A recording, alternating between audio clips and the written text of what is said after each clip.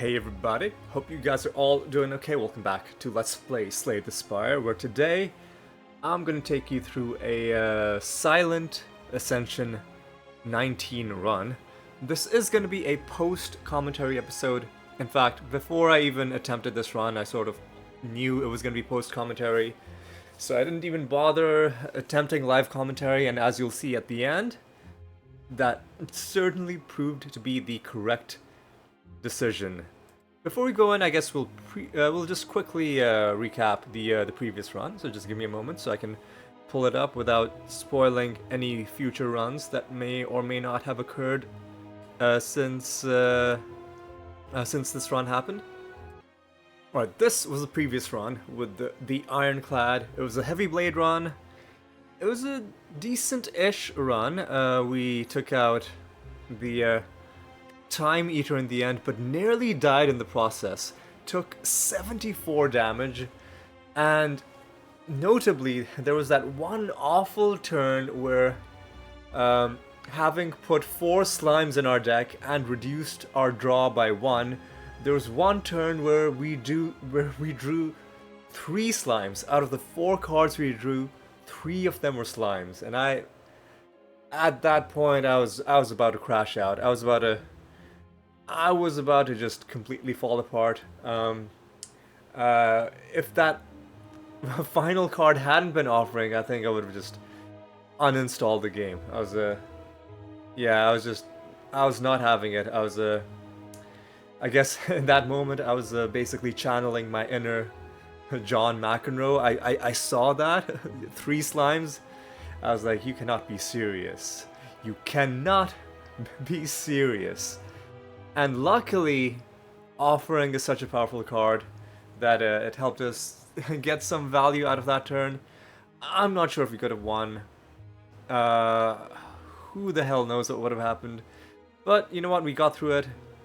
Now, the Ironclad only has Ascension 20 ahead of him. So, what I'm going to do now is, before I show you the run, I have a few highlights to show you from some of the various failed runs. So just give me a moment to pull up the first highlight. Right, so here's the first highlight. As you can see, the title says Grand Finale, and I think you know what I'm about to show you. But let's roll the footage. So I came across this event. I asked them to transform one of my defense. What did they give me? They gave me Grand Finale, and I was like, whatever, man. Let's just keep it.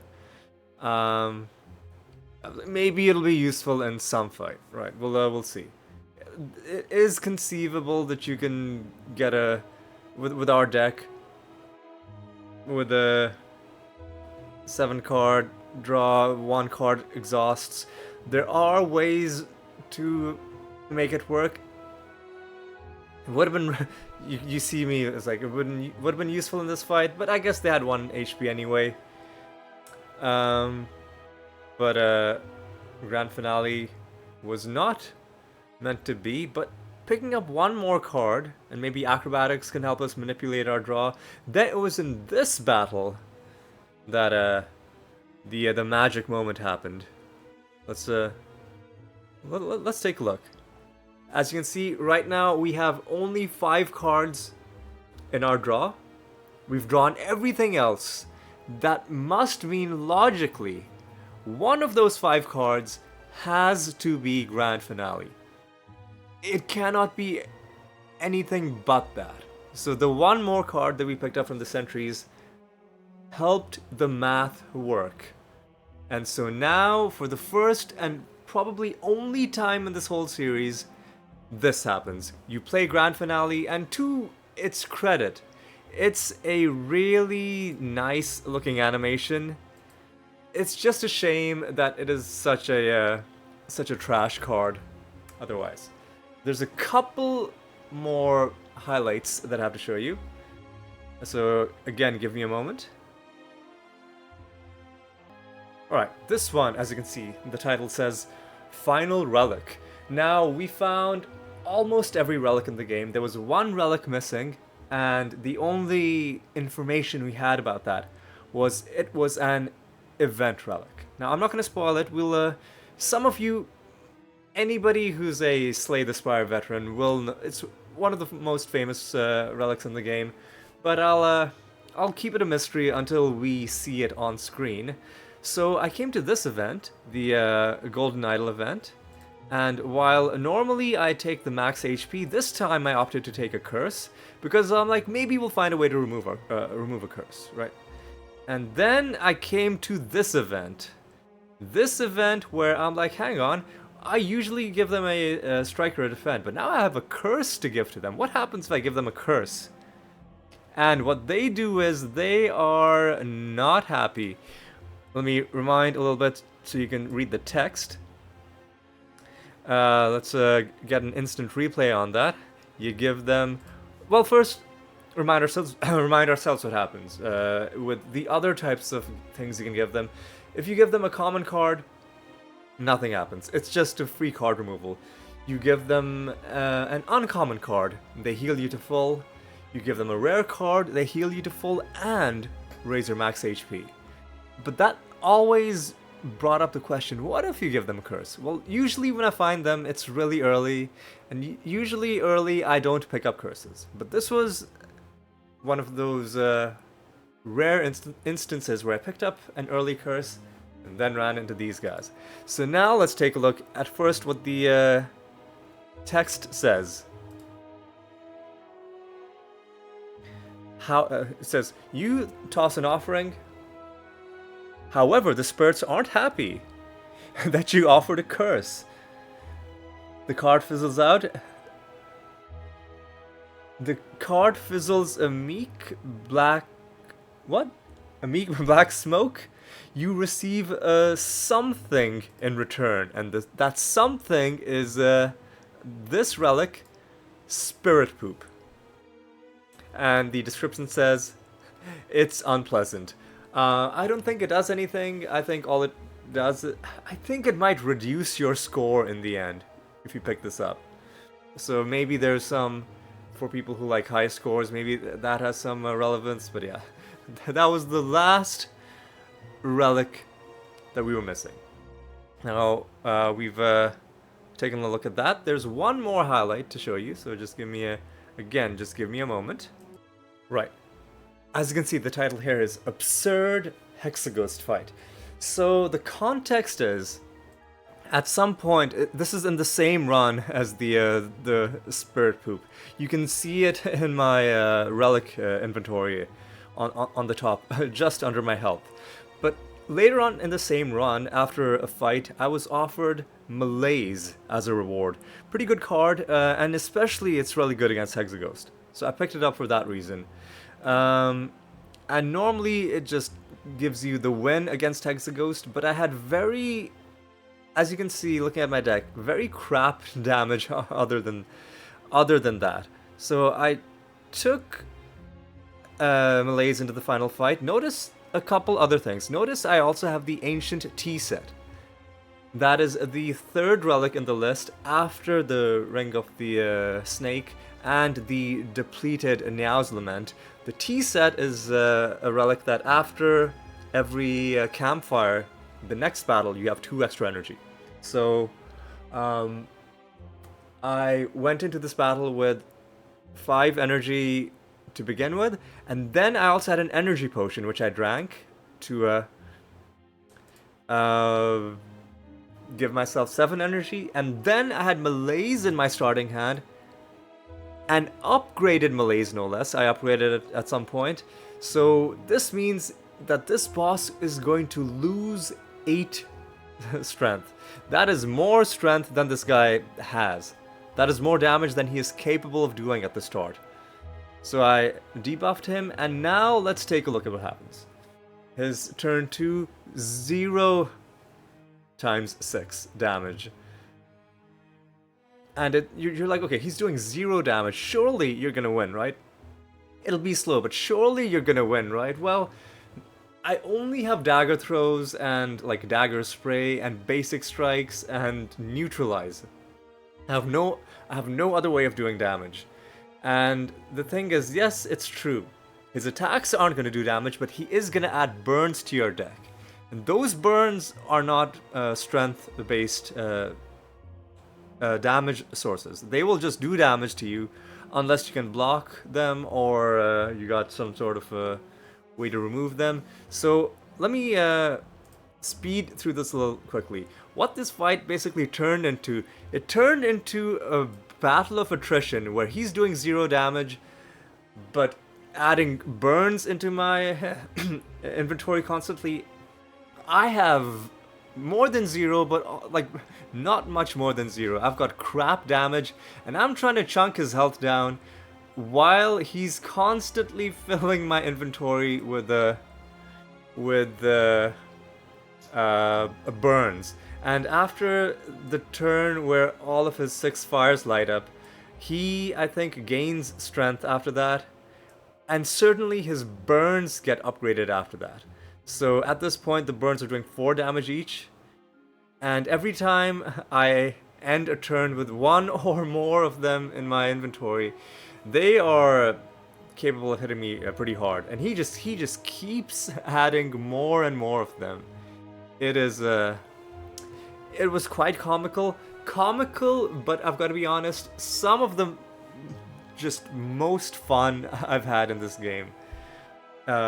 So even though I was losing constantly and that was demoralizing, this moment was like, okay, this is why I play this game. Winning Ascension 20 isn't even gonna be memorable. This right here, this is memorable. And so he's eventually above 0, right, in some of the hits he's doing. And then I think next one he's gonna maybe go back down to 0, because I'm also weakening him sometimes. Or no, he's his big hit does more damage, but some of his small hits are 0 damage maybe. Anyway, but like the burns are obviously the biggest threat, and I have discards, but I cannot get them out of my inventory fast enough. So now he's back down to 0 times 6, but he kills me with the burns that he put in my inventory. Just amazing. Just absolutely amazing. So with that, that's all the highlights that I have. What I'm gonna do now is, at this point, we're gonna transition into the actual run, and then I'll show you the run, and I'll be doing post commentary over that as well. So we're gonna go into that now. Alright, let's get this post commentary going. So I took the rare card blessing, and it gave me possibly one of the best silent cards. Glass Knife is just so huge. It honestly, let me just think of how to say this. So a lot of people, when they talk about Glass Knife, they'll say stuff like, oh, it's good for Act 1, but it falls off in the late game. Honestly, I don't think that's true. In my experience, Glass Knife is good throughout the game. Obviously, it is the best in Act 1, but even in Act 2, even in Act 3, like there are so many multi-enemy fights where you can use Glass Knife to just nuke 1/3 of the enemies on the screen just on a turn of your choosing. And so it's a cheap way to thin down the enemy numbers, which then saves you health, which then just does a really good job for you. And I offer a transformation here. Honestly, a strike going to an eviscerate is already starting us off on the right foot. And before this, I was given the option to take a poison related card. I opted for a dagger throw instead because I'm going all in on a draw discard. But let me talk about Glass Knife a little bit more. So obviously getting Glass Knife as your first card is huge luck. Instantly it gives you damage. Instantly it makes the relic Ring of the Snake useful, whereas the relic starts out completely useless because you're drawing 7 trash cards out of which you can only play 3. Now all of a sudden there is a good card in my deck that it helps me draw on the first turn. So it makes my relic better, it helps me avoid damage, it just does so much good stuff. Leg Sweep is another one of those cards that's starting to grow on me. Honestly, I prefer Dash because it's an attack, and as an attack, it can do things like obviously kill enemies occasionally and increment Shuriken and Kunai. But Leg Sweep, honestly, not bad, you know, especially if you've got Heel Hook. That can lead to some fun little plays. And that wasn't a great split, but I wasn't confident about drawing a lot of damage on this turn. And I think I might have been correct. Right, so this is the best we could have managed. By the way, this is gonna be a long ass run. So just strap in. I'm not gonna leave any part of it out because frankly, it needs to be documented. Just the kinds of struggles you will go through on Ascensions, especially as the Silent. It is a rough time, let me tell you. But right now we're just starting out, we're building up our run. We've got a few, like, it has potential. We've got a few cards that are good, but nothing that's coalescing into a build. Again, I have the chance to take some poison. Do I take it? You gotta take at least 1 poison, because you might run into spiked enemies. Oh yeah, and the upgrade on Glass Knife makes it so good. So good. Right, so immediately I throw some poison onto Lagavulin. Immediately, I hit him with a dagger, I guess? Well, I mean, you might as well get a little bit of free damage with the neutralize. And you gotta... I was like, okay, let me hit him with the Eviscerate first, because it's more damage, and then Glass Knife can do more, like... Or I guess you just go Glass Knife and, 1 regular attack.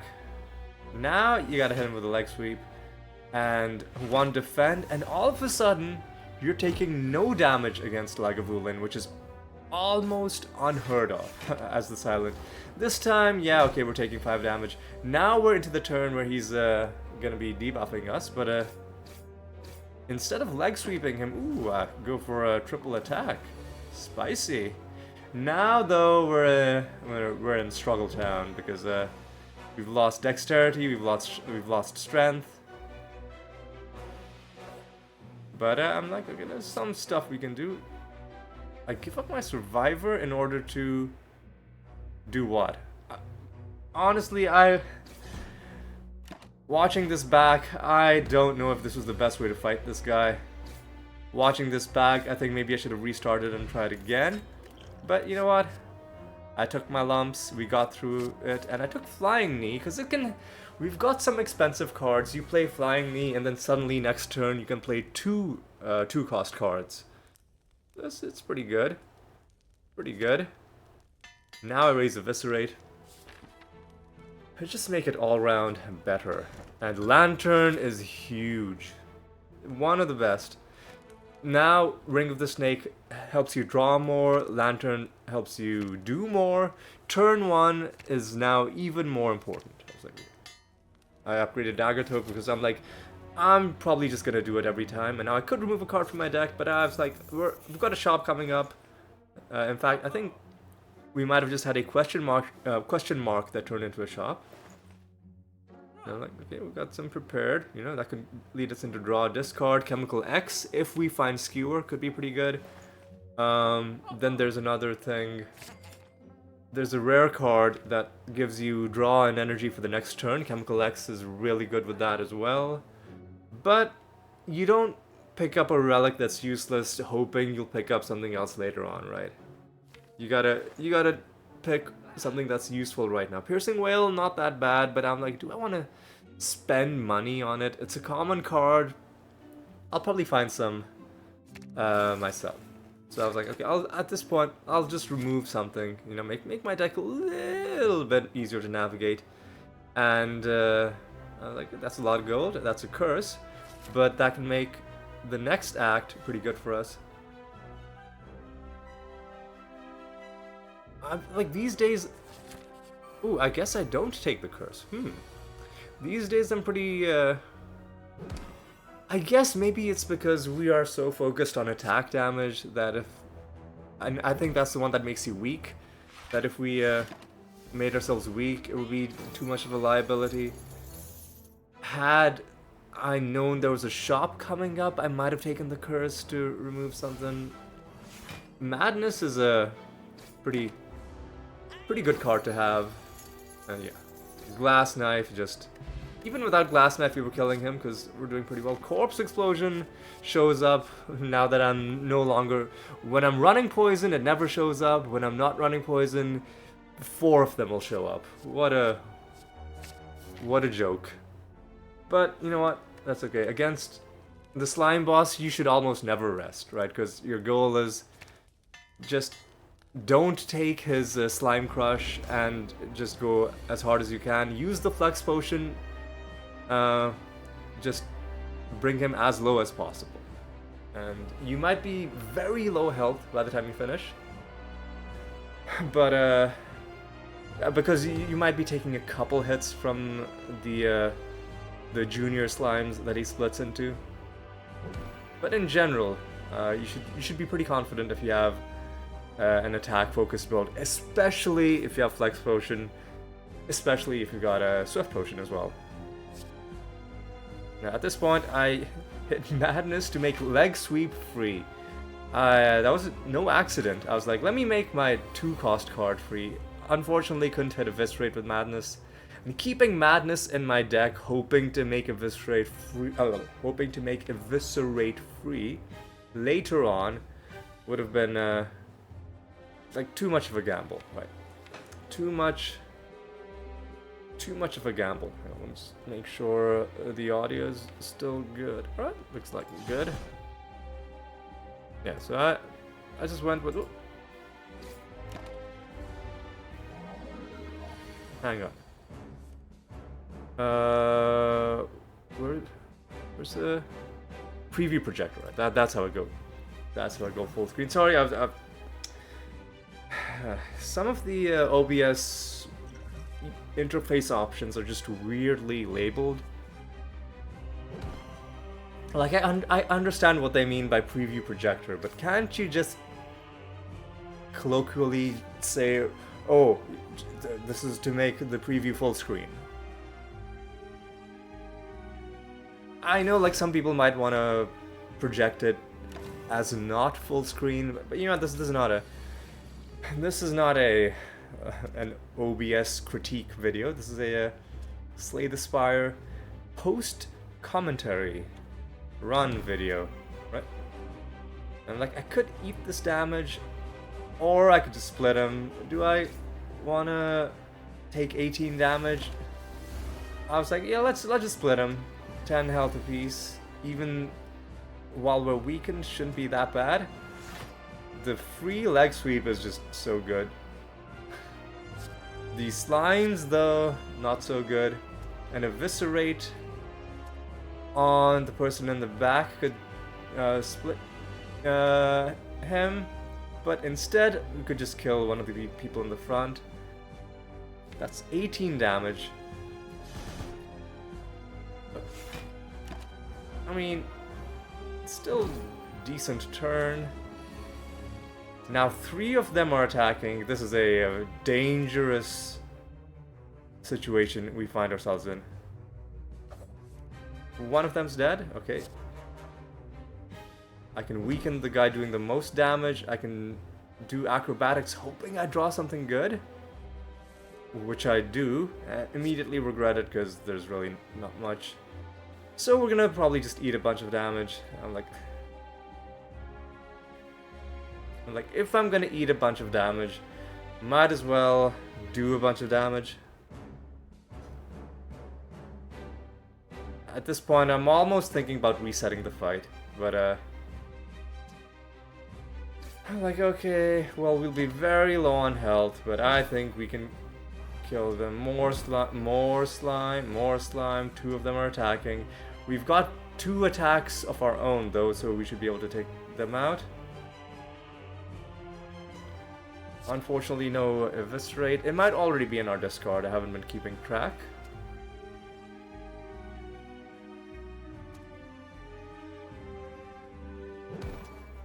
So 1 down, 2 down, and then we'll take you out. Finishing this fight with 10 health. Honestly, pretty good. Lost 15 health in that fight.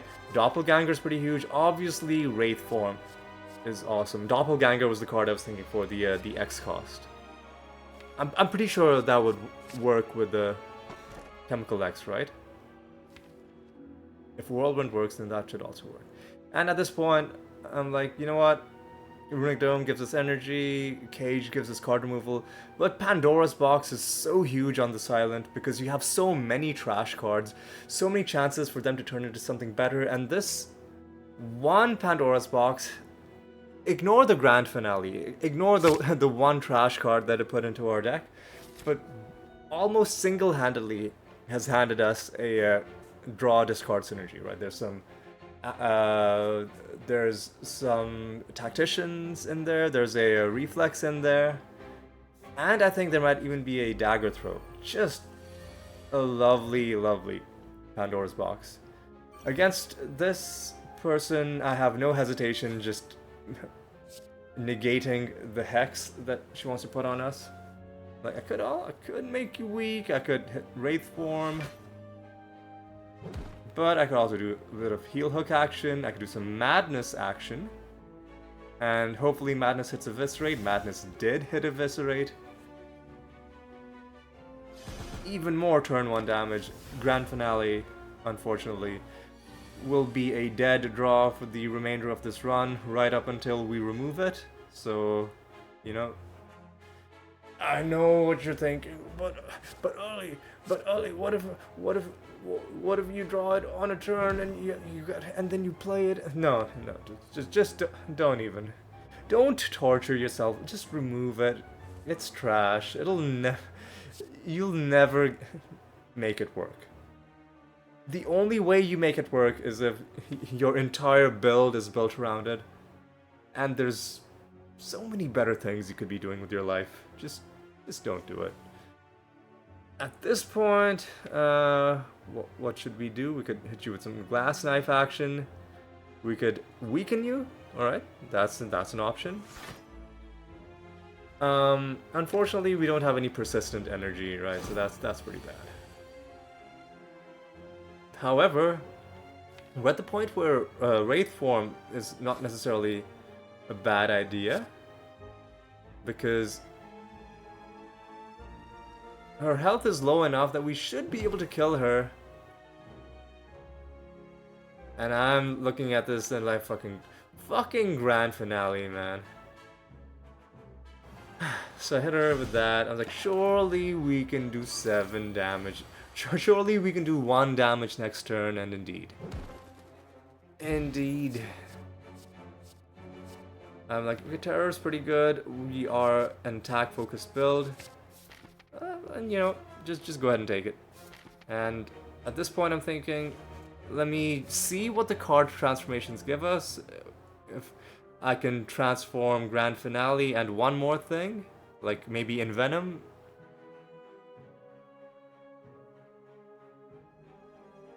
Or do I just want to jax myself and maybe hit a really strong Eviscerate on turn 1? But ultimately I'm like, let's do some transformations, let's see what we get. Right. And honestly, Dagger Spray and a Piercing Wail, both very useful. Even though we turned rare cards into common cards, that was still better, right? It was still so much better. Alright. Okay. It's this dude, Shelled Parasite, which, I think people colloquially call him the avocado. I can see the resemblance. But yeah, a lot of people don't like him. He's nowhere near as bad as the writhing mass. Like this guy, okay, I can understand why he exists. Writhing mass, absolutely no excuse. So early discard gives us an excess of energy. Leg sweep gives us nice block. Look, what do I get rid of? I get rid of leg sweep? Am I insane? No, I keep leg sweep. What do I hit him with? Hit him with a cool eviscerate. Hit him with a cool daggers. Hit him with a cool glass knife. Oh yeah, we've got finisher too. Like, there's a chance we can kill this guy. It's like, let me do glass knife and see where we are at with finisher. Where we are at is he's dead. Feels so good to kill this guy without taking damage. Skewer, another thing that works fantastically with Chemical X, but this is too late for a skewer run. Well laid plans though. Very, very important silent card. I think you just take it when you see it. Especially given that we have so many different cards that are all good, but that won't all be useful on every turn, right? Like Wraith Form, you might want to keep it for a future turn. Your Madness, your discard enablers, you might want to hold on to like a Reflex or a Tactician if there's nothing for you to do with it on that turn. So just overall a good power to have. And at this point, I upgrade my Tactician. I'm power hungry. I'm energy hungry. And we run into this Chosen again because, of course, right? Luckily, we don't play that many skills.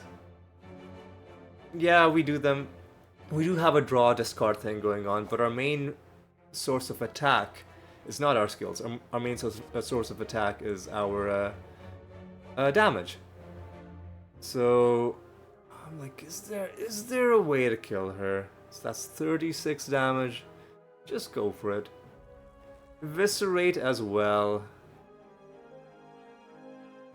So if I do glass knife and eviscerate, or I could do leg sweep and heel hook. That's the thing. I could draw something that discards. But I'm like, let me just hit you with that. And then I was like, are you serious? She's gonna survive 2 health, and you're gonna hex me? Come on, man. I was like, just fucking kill her.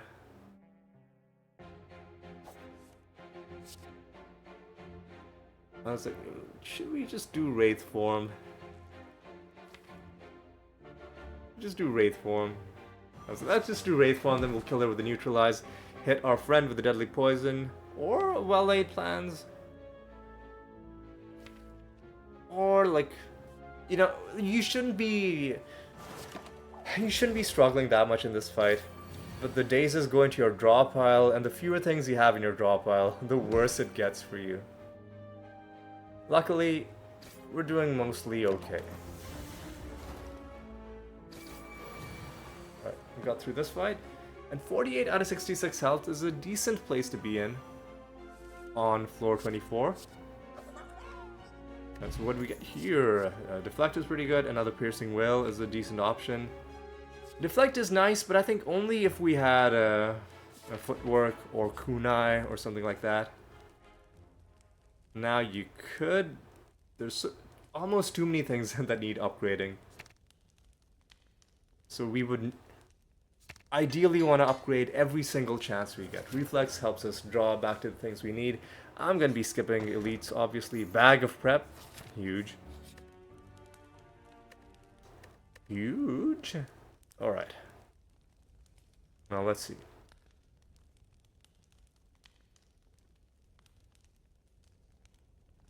Let's see what we got going on now. There's going to be a lot of pausing and thinking. I'm like, okay, what do I want to upgrade? Wraith form, go for it. Now we get even more intangibility. It's pretty good. I was like, okay, what trash is this guy gonna do for me? Are you gonna curse me? Are you gonna stab me? You're gonna heal me. Alright. That gives us even more of a cushion. Now these guys are potentially tough because we mainly deal in single target damage in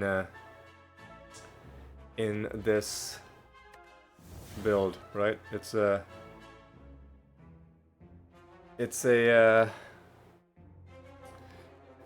there's not a lot of AoE on this one. It's yeah, it's very much just chunk down one enemy at a time, just slowly get through it, and then eventually, hopefully at some point your enemies will be dead. Alright. Alright, let's see how we deal with this.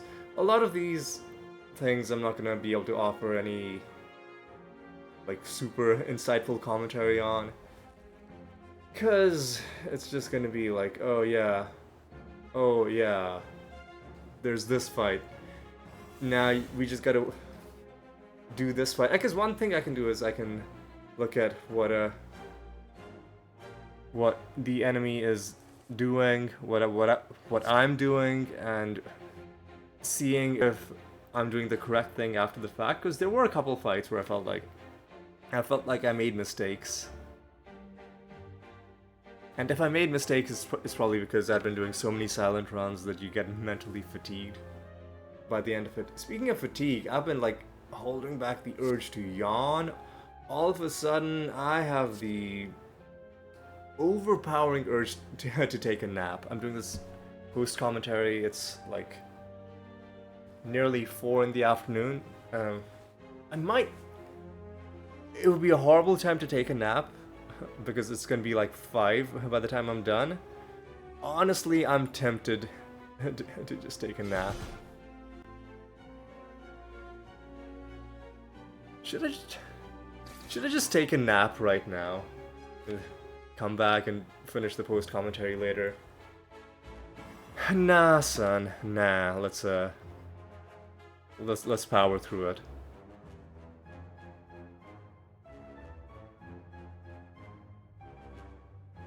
Let's actually, man. You know what?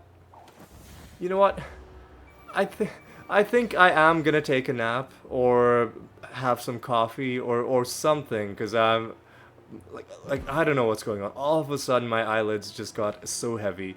So what we're gonna do is we'll get to the end of this fight, and then I'll pause it. I'll figure out how I'm gonna wake myself up, and then we'll get going. I've played this fight in a fairly textbook way. Played Wraith form, not lost any health yet. Cycling through my deck pretty efficiently. 2 out of the 3 of them dead.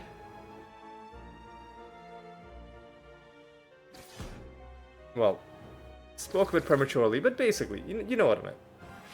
Then, because of Wraith form, we can avoid damage. One of them just dies on our spikes.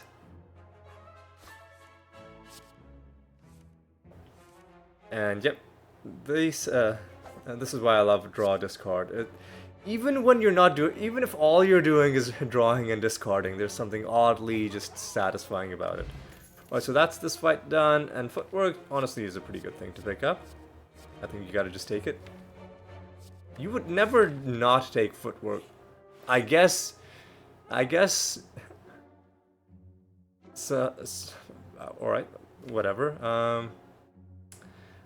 I guess I'm thinking I can win without footwork. Oh, it's because I have Wraith form. Right. Footwork is an anti-synergy with Wraith form. Because sometimes you play Wraith form early on in a fight. Right, yeah. Okay, so at this point I'm gonna pause the video first. Now I'm gonna pause the recording. And then when we come back, we'll continue on from this point. All right, just give me a moment. I'll see you in a bit. Right, we're back. I did end up taking like a 20-minute nap, so let's continue on. Let's see. What did I? I'm not even sure what I bought. Ooh, no, I bought a membership card.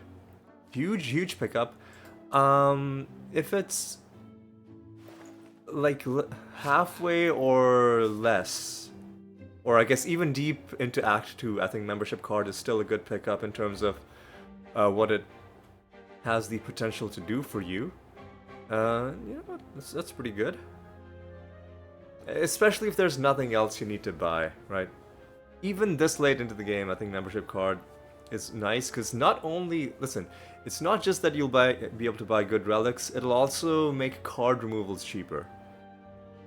So you could potentially get 2-3 card removals going into the rest of the, the rest of the game, and it's pretty decent. And we got another upgrade. Lots of things need to be upgraded. So many options. What do I go for this time? Some more draw out of acrobatics. Hang on. Now we're fighting the champ. Let me also just quickly grab my water bottle.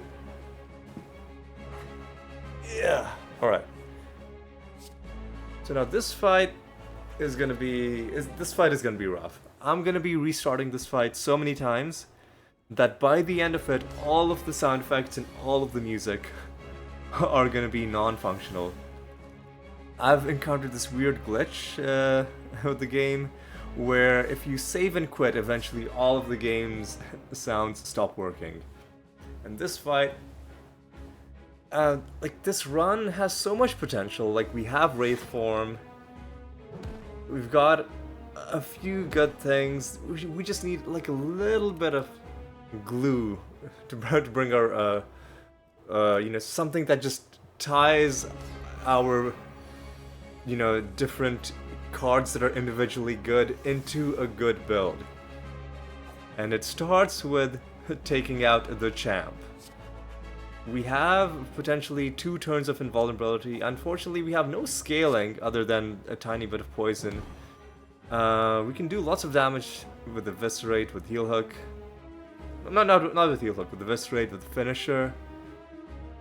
Flying Knee actually is pretty nice, because it can set ourselves up pretty good. Again, I'm not happy with how that went. I don't know what it is I'm even trying to do.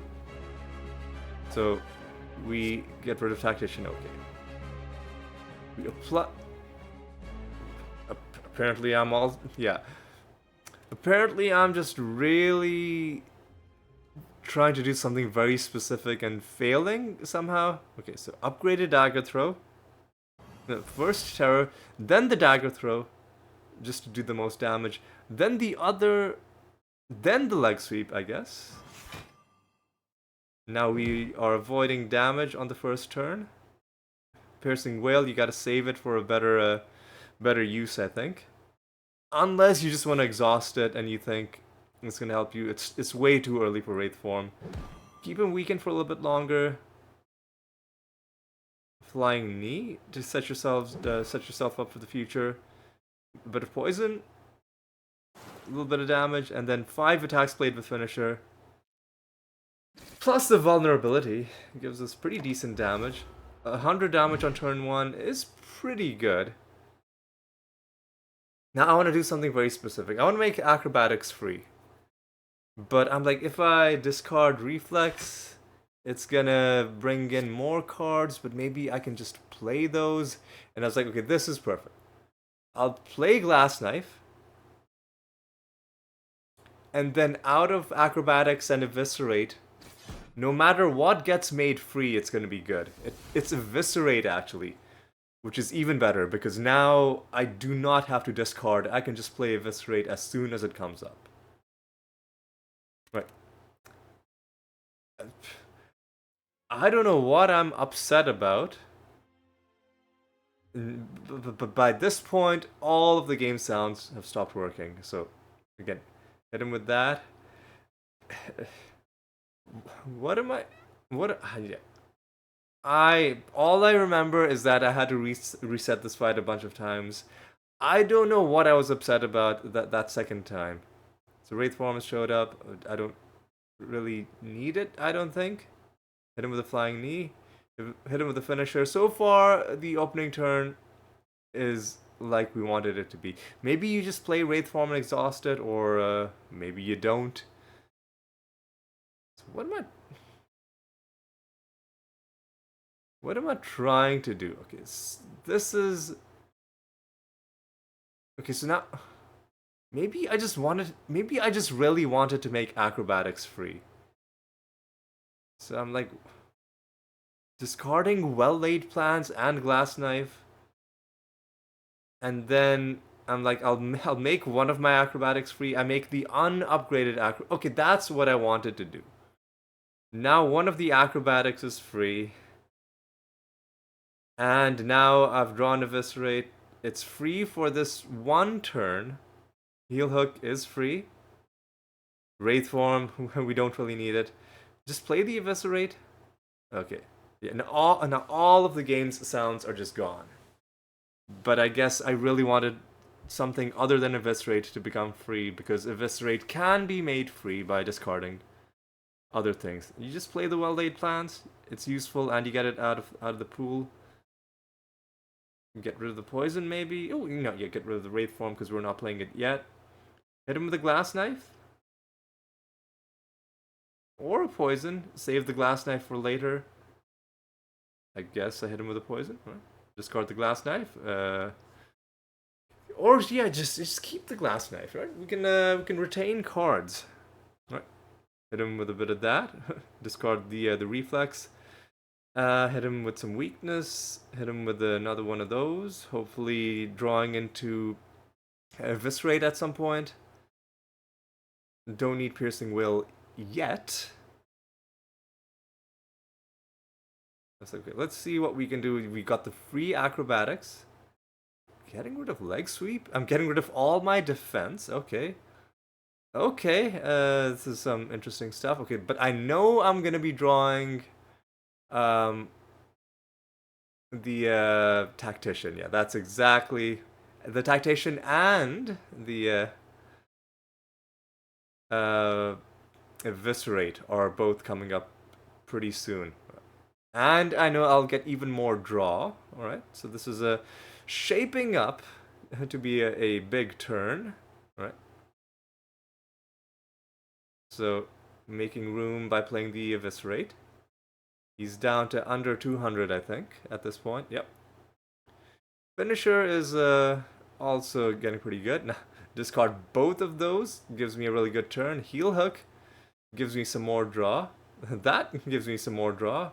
Our free acrobatics is back, and at this point it almost feels like we're infinite, but not really. Our deck is a little bit too large. Alright, so get rid of Piercing Will, don't need it. Get rid of the upgraded Tactician again. Hit him again. The free Eviscerate has come back. Eviscerate him, and at this point, surely Finisher is going to kill him. Surely... Well, what am I doing? Yeah, of course Finisher is going to kill him. And the game sounds are glitched. Don't worry, the sounds are going to come back soon. You got to take After Image. Malaise is good. You got to just take After Image. I mean, you just got to do it. It's... Especially if you're running Wraith Form, because you just get the block, right? It's not block gained from cards, it's just block gained from a power.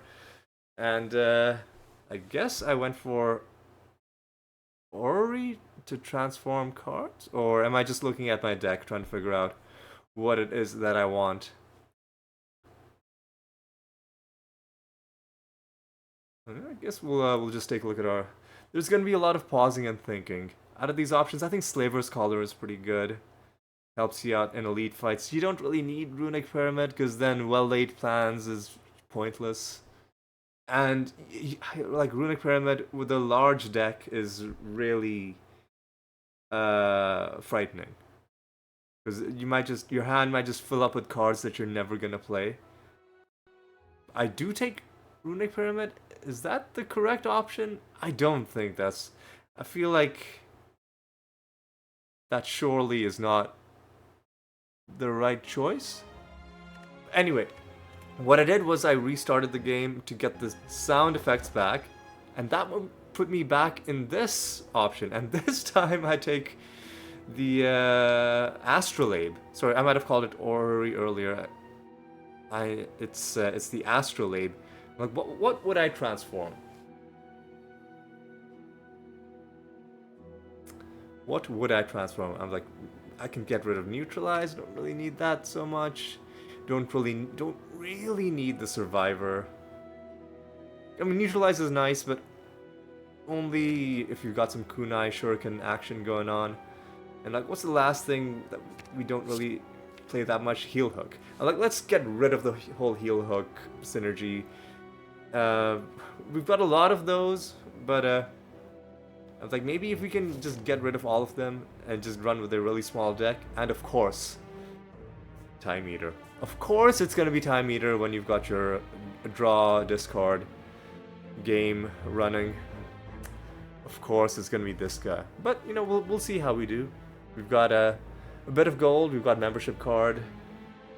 We've got very little in the way of energy except for a big turn 1, and then periodically we're getting, you know, Tactician showing up.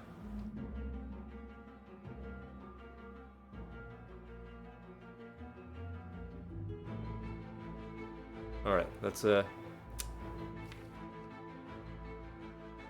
see how this fight goes. This fight is rough because the spiky boys are always oh yeah. Also, I glazed over the fact that we apparently got a second Wraith form. Yeah, I mean, we did. I was focused so much on the cards we were discarding, I wasn't even calling attention to the cards we did pick up. We did get a second Wraith form. Which is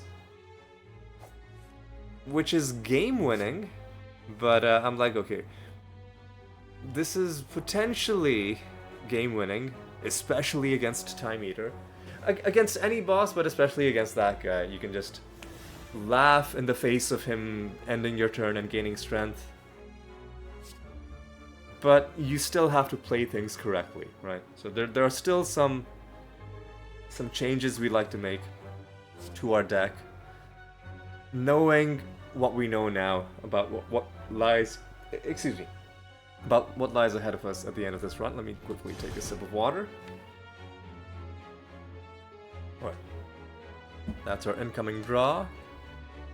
Pretty standard fight so far. And maybe getting rid of the heel hooks wasn't like the heel hooks and the what's it called? The neutralize wasn't a great call, but my thinking was if we run into Time Eater, it's not going to be good. And lo and behold, we ran into Time Eater. I was like, against Time Eater, all we want in our deck are just our basic draws and our basic draw discard stuff, and then our damaging stuff, and not heel hook that only works if the enemies are weak, and not the neutralize where it's too dependent on which of those things gets drawn first, right? Plus we don't have that much energy, so even leg sweep, like, we can't rely on it as a way of getting draw, right? I retain the reflex because might as well save it for a turn where we can actually use it, such as this. Make him weak, get some block.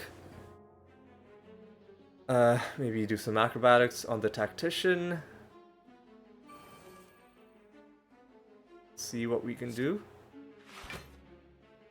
We can sustain the damage, I do believe. 9 damage, we've got more than that in block. To hit him, you know, we'll cycle back to our poison. The free acrobatics is nice.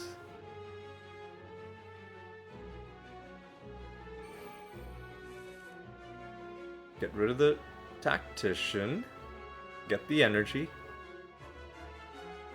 Or get rid of the reflex, see if we draw a poison. Both solid choices. Our hand is full, and at this point I'm like, this sucks. Let me just maybe retain the tactician and try next turn. Or retain the Wraith form, just play Wraith form and then attack him. Another solid choice. Phantasmal Killer would be great for this build, by the way. Just saying. Just throwing it out there. I noticed the frame rate is a little bit dropping. I think, like, for some reason, every time I start recording this game, Windows starts doing some weird updates. Like, without fail, I'm like, why is it running slow? What's the problem? And every single time, it's the Windows update installer module or whatever the thing is called, and I'm always tempted to just like Control Alt delete it, but that's probably not a good idea. Anyway, hopefully it's not so bad as to be distracting, but yeah, for some reason it just keeps happening. Anyway, we're getting through this fight. We're at nearly full health. It's a slow fight. The Silent is just a slow character, right?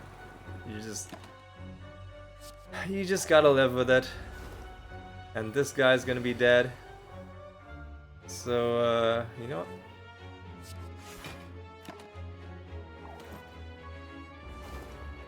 And we got through, and you could take another Prepared. Not necessarily the worst, especially with Eviscerate, but you only got one Eviscerate, right? That's a bit of a problem. So maybe you don't take it. Maybe you just skip it. I'm, I guess at this point, thinking long and hard. What do I do? Do I take it? Do I not take it? In the end, I was like, okay, we don't want too many, like dead draws basically against Time Eater. Too many things that like don't do anything other than just cycle our deck, because that's a card played. We need things that help us kill this Joker. Wraith form certainly helps us, but you know, even Wraith form by itself, you're gonna be struggling unless you have some good solid way of doing damage. Now, how do you handle this first turn against this Joker? Well, I think maybe you play a well-laid plans just to make room, really, and then, you know, maybe discard like a Piercing Wail or even the Ascender's Bane. Then you hit him with a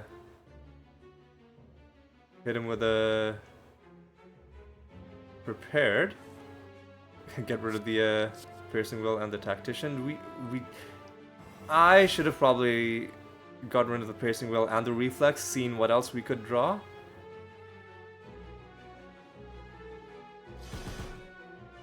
Because I'm not confident that we can kill this guy. Well, never mind. We were definitely killing this guy on turn 1, so I guess this time I was correct. Now, an upgraded Reflex, not a bad option, but we don't have any defense scaling. And, oh yeah, I almost always fight the Act 1 boss for a rare relic. The 2 normality, right? If it was either 1 normality, or if I knew that I could get like if I had 2 shops very close back to back, I would even think about doing that, but I was like, I'm thinking, can we do 2 shops? But I'm like, we have membership card. We can get a lot of value out of our money. So let's just fight the Act 1 boss. Rare relic, you know, usually is a good time. I'm thinking hard about normality. It's such a... The thing about normality is that it can literally just end your run, right? Against even trash mobs. And like you've got 2 of them, right? it can just ruin you. So I'm not that excited about that. Against this dude, I'm not that worried. I was like, I could just exhaust Piercing Wail. But let's see what we can do. Get rid of a Reflex. Alright.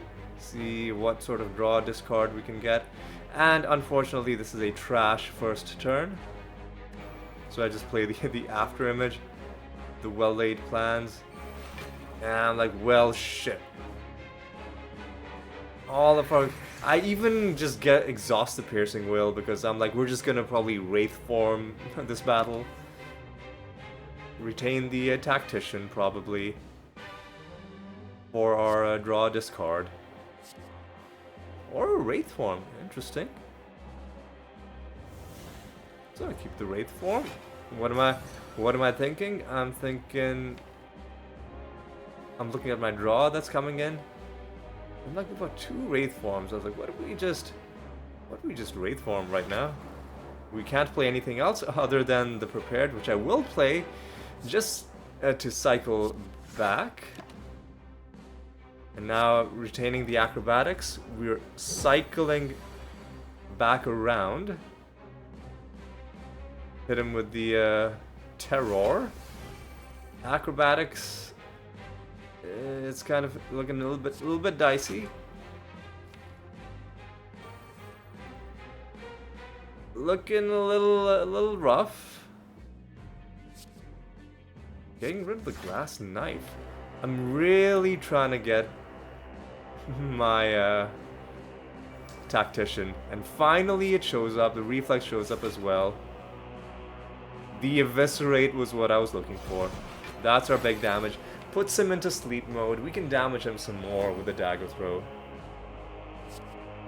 We have Finisher.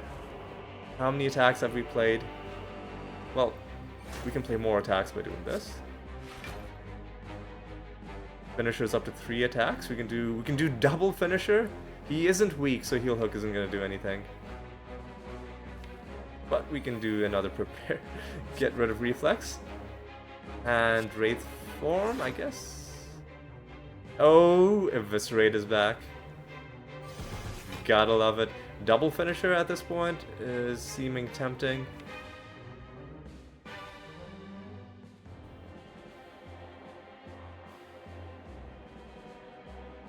Well, you gotta just hit him with a double Finisher. What are you doing?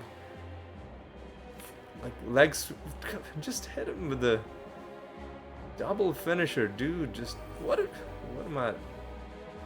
am I fishing for, man? I don't understand what I'm doing.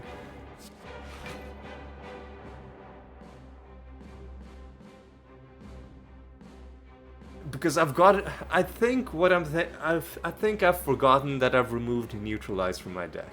I think this might be what's happening.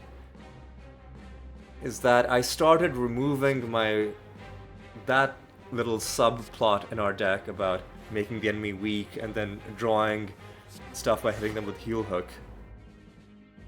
And now I'm slowly remembering. I'm like, oh yeah, that's a thing that happened. Right.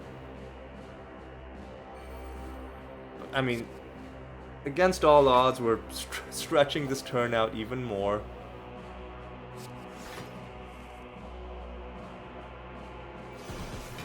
Eviscerate is back, and at this point I think Finisher just kills him. If I remember that it's in my hand.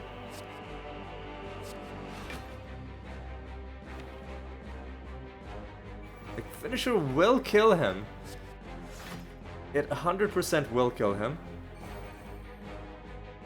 Because I'm not realizing that the damage it shows before you select an enemy is not the damage that it has with the vulnerability. The vulnerability damage does do it. Ooh, and old coin is absolutely huge, especially with membership card.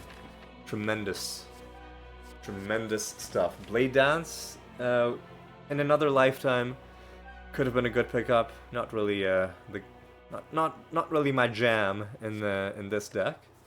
We just leave that alone. And like we have to hit multiple shops, and of course more spiky boys. They're not that bad. They're just really annoying with this specific build. With the pure poison build, with corpse explosion, you could just laugh. You could just laugh at these enemies so hard.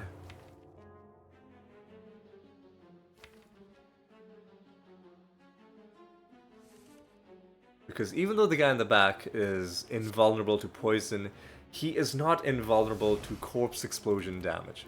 And I guess I'm not happy with how that went. So I'm redoing it. So, okay. We're drawing in like 9 cards on turn 1. Which on the one hand isn't bad, but on the other hand leads to some... Like, our hand is almost full. I'm looking at our very large incoming draw pile. I'm like, what do we do? What do we do? 2 Wraith forms, terror, lots of things we'd like to upgrade. You know, make terror free, that could be nice. Well-laid plans, we could retain 2 cards, that could be nice. Acrobatics, more draw out of that, that could be nice. After image, innate, get it out of the way early, that could be nice. Like, so many things that could really be good.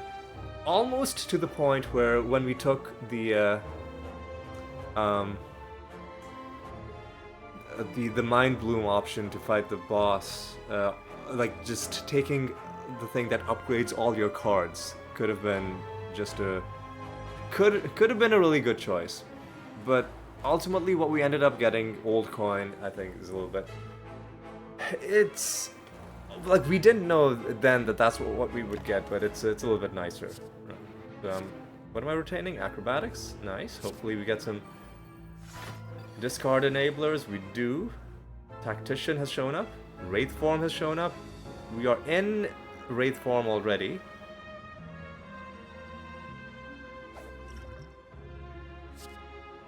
Alright, getting rid of that. Do some acrobatics. Get rid of that.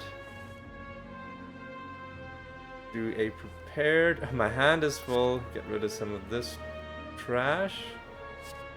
Get rid of heal hook, and now that's free. Like, what's the best thing to do? Just kill the guy in front, play the after image, hit him with some acrobatics. To get rid of that. Maybe hit something with the madness, or don't, you know. That's fine to taking 2 damage, have 2 block. Maybe you retain the madness, make something free. Maybe you retain the Wraith form to play it again. I guess you keep the madness. Alright, deadly poison on the spikes just seems natural. Or maybe play the madness first, see what it hits. It's the glass knife, right? Not too bad.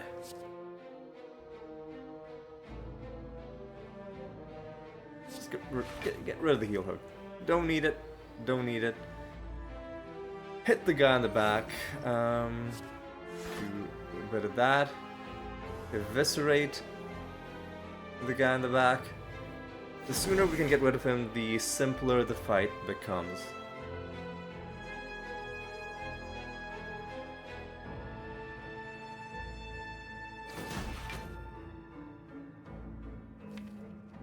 And I know he's not going to be gaining block next turn, so... I know heal hook is showing up, but like I don't really want to be attacking this guy, do I? But finish the guy off with an eviscerate. Maybe just hit this guy with a terror just to exhaust it.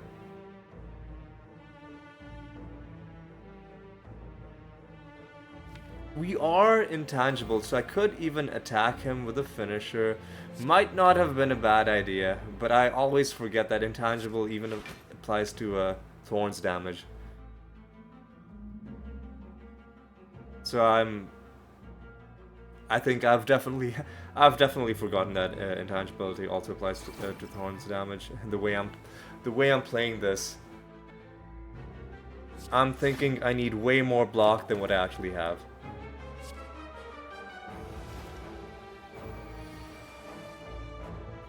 So now, intangible has worn off.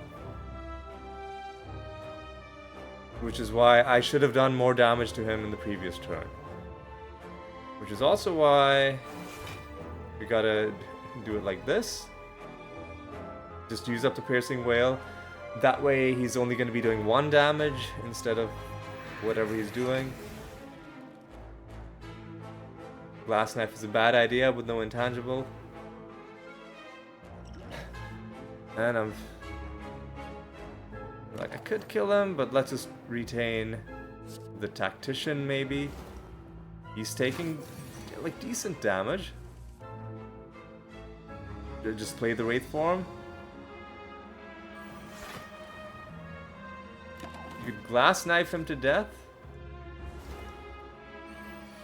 Oh, but he wasn't attacking, right? So taking 1 damage in this fight, had I played it differently, we could have taken 0 damage, and could have been better. Ancient Potion.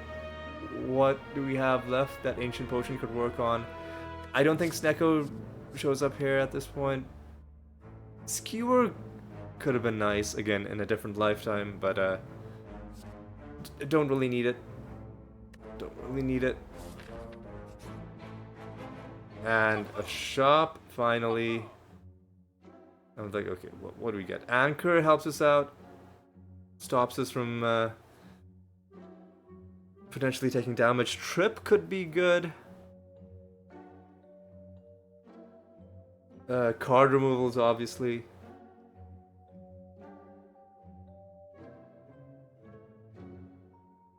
I'm thinking about Mayhem, but I think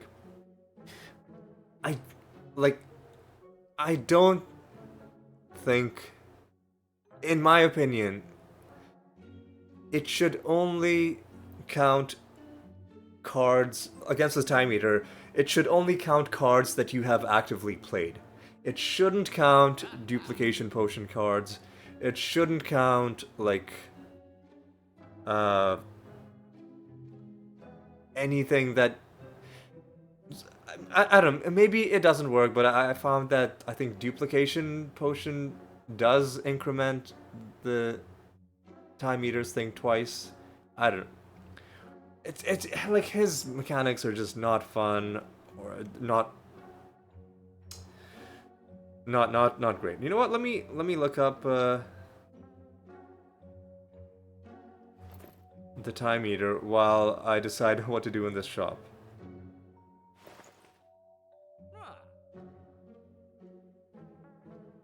Time Eater, duplication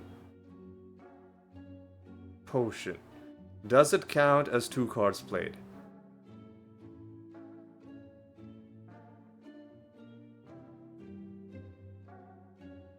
Duplication potion different from echo form.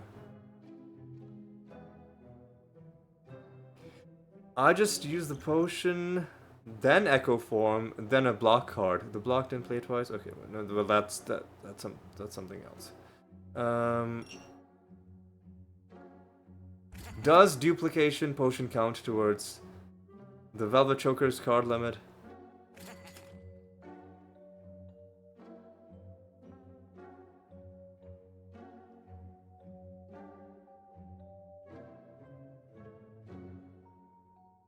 Yes, it does count. That's nonsense, dude. That's nonsense.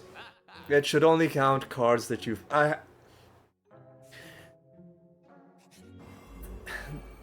The wording on what duplication potion should be changed to whatever card you play, its effect is applied twice, and it shouldn't be counting as counted as played twice.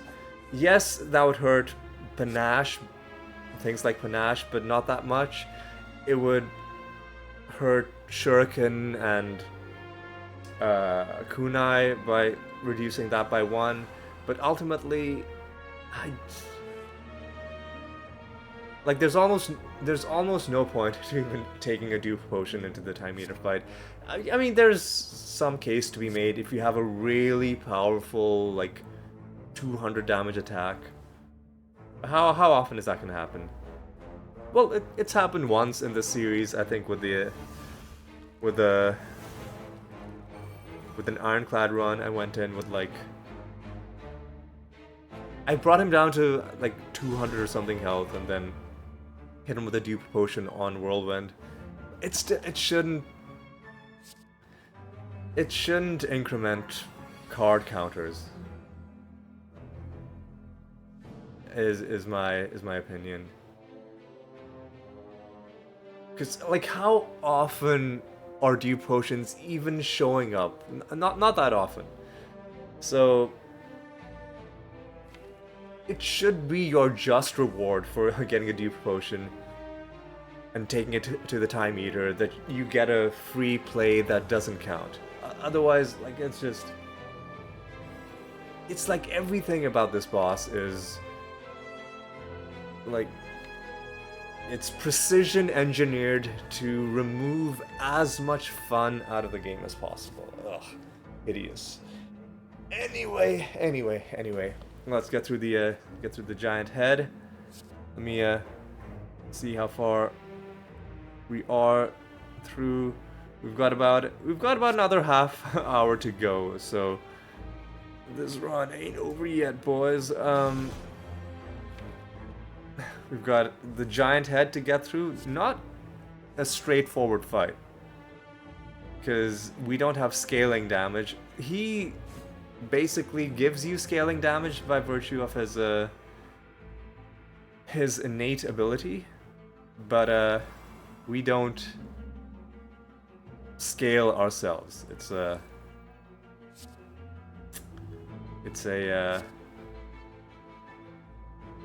we're just relying on a big damage, and we're relying on Eviscerate showing up. Now, like, I could just hold on to the reflex, assuming I have well-laid plans. Do I have well-laid plans? I want Eviscerate to show up. Like, well, let's see what happens. If it doesn't show up, well, it did show up. And then we can retain acrobatics and hope that one of our discard enablers gets drawn. More health than the boss, by the way, on this guy. Not a boss level enemy, just like boss level health. And if you give him time, eventually he will get boss level damage as well. It would be a tactician. Do the acrobatics. Our hand is probably going to fill up, because we'll have to do this. But Eviscerate now. Maybe do a dagger throw to make Eviscerate free. Hopefully we get the prepared. We did get the prepared. Get rid of heal hook. Don't need it. And then hit him with the Eviscerate, because maybe we'll draw it back.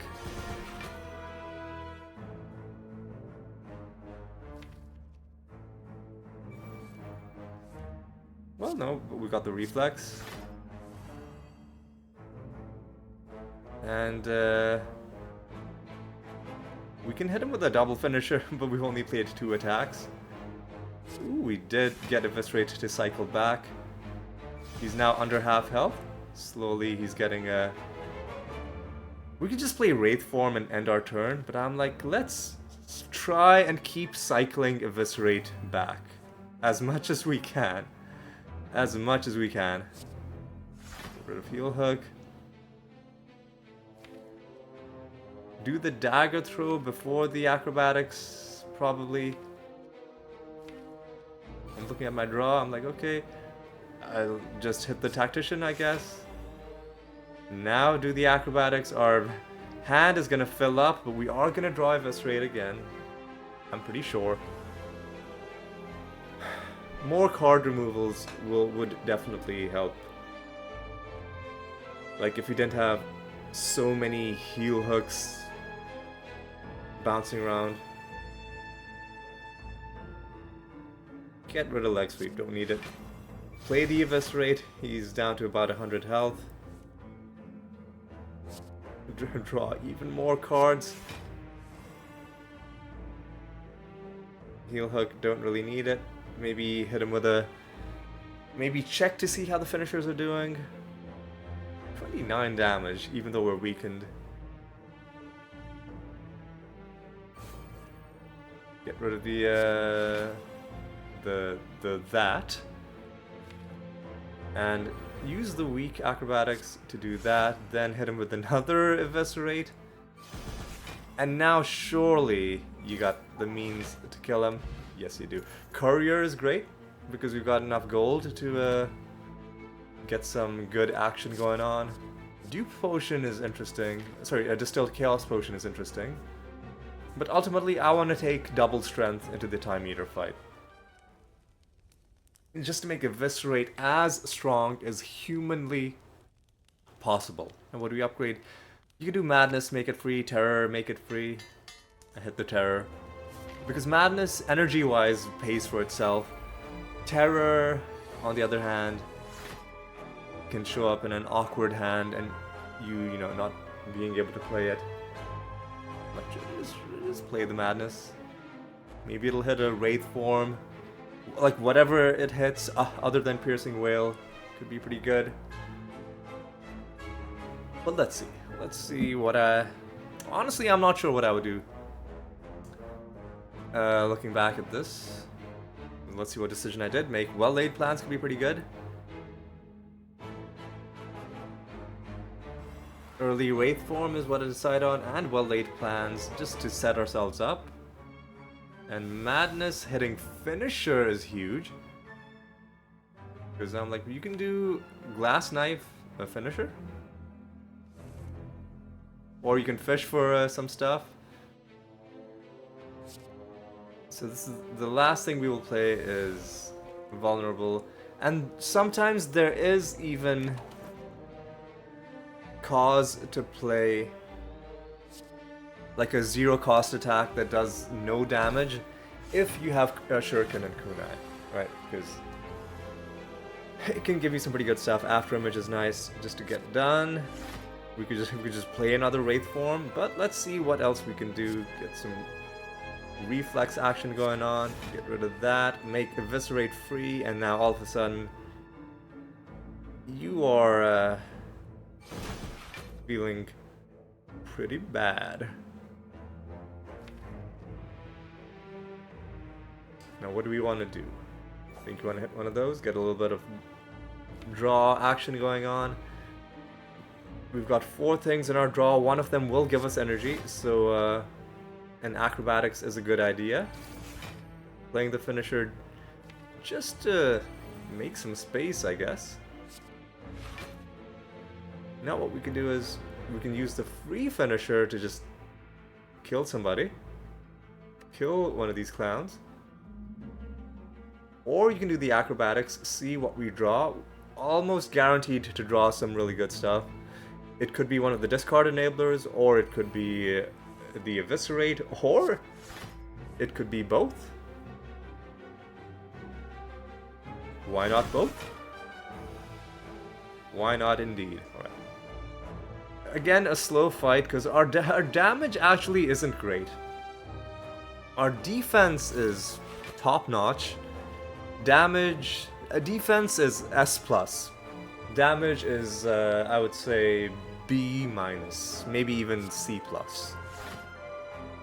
Phantasmal would make it a solid B+. Phantasmal plus a second Eviscerate would make it an A-. Phantasmal plus a third Eviscerate would actually take it to A+, I think. What would S tier damage be for what we're doing? I think honestly, if you had like 5 Eviscerates and you were just drawing them over and over again, and you also had Shuriken, maybe then? Anyway, took out that clown, and we retain this. Take no damage, and he kills himself on our spikes. Dash is tempting. But ultimately, I'm like, there was a time and a place for Dash, and we are... That time has long gone, and the place also, we're not in the place. We left the place. Frozen egg, fucking useless. Like, do I want to fight an elite? Or do I want to... Like, I do really need to upgrade stuff. So I'll power through an elite if it means I can get one more upgrade. Because upgrades are pretty crucial, and it's this guy. He's intangible, we're intangible, we're just the intangible brothers, the intangible siblings, because Silent is of the feminine persuasion. Alright. Alright. Decent start. Terrify him early on. Like, we're not... It's not just that we're both intangible, I just noticed we're both also dressed the same. That I don't think is a coincidence. Like, animal skull helmets. Oh, actually no, that might be his actual face. But you see the resemblance, and then the drab, the drab green cloaks. I just noticed this. Other people have pointed out that Time Eater and the Watcher, they are dressed in a similar way, so people have speculated that there's some history between them, not just because of how they look, but also because Time Eater's dialogue, the little blurb he says changes when a Watcher shows up. So who knows, maybe there's some history between the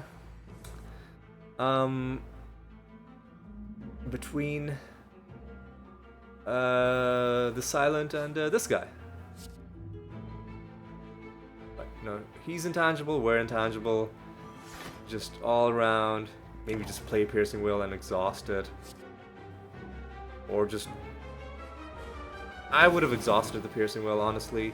It's a dead draw at this point. Like, I don't even want After Image, I just want to kill him as quickly as possible, so I should have exhausted the Piercing Will. And then just try your best to do as much damage as you can on this turn.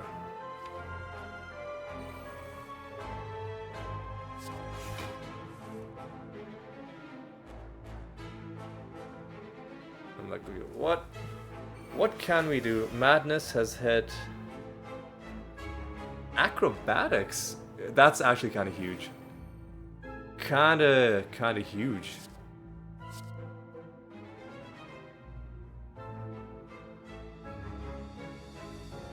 Maybe I should hold on to a Wraith form. Get rid of things that we absolutely won't need.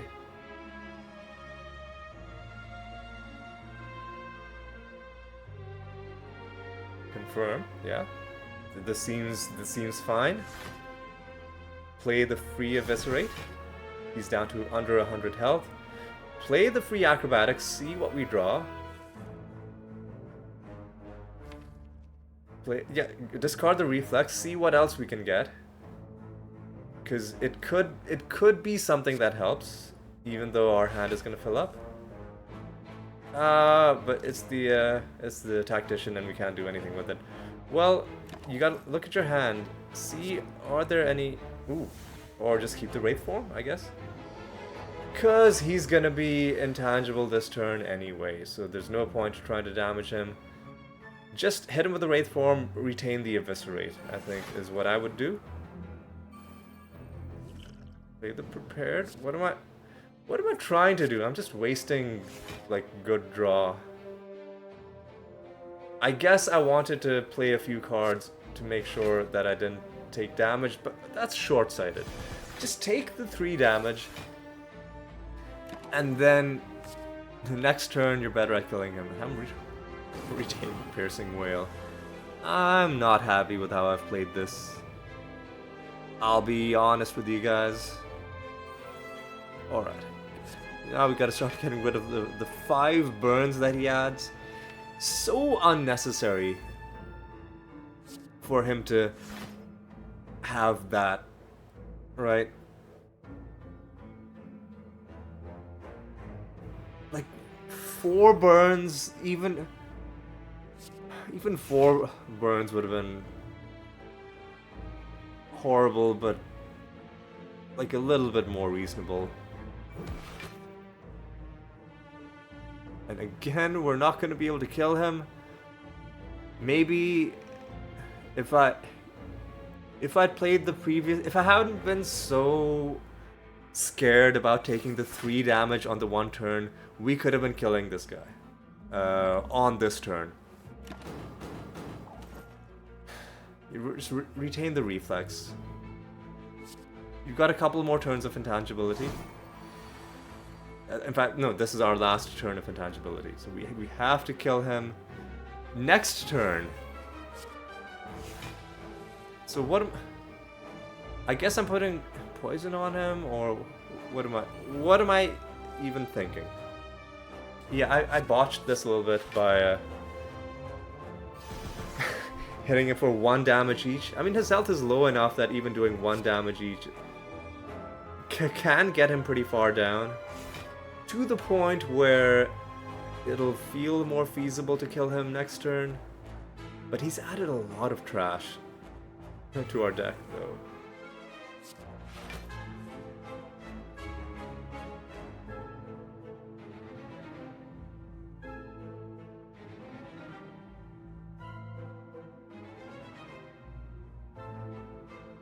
I mean, might as well put some poison on him. It'll activate next turn.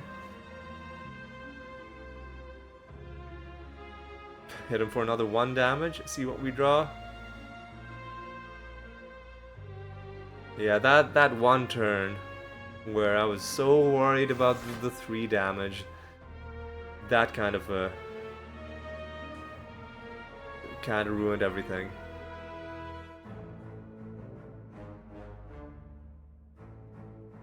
Now, I guess finisher. At least it'll do like 5 damage to him. Because 2 and then 3.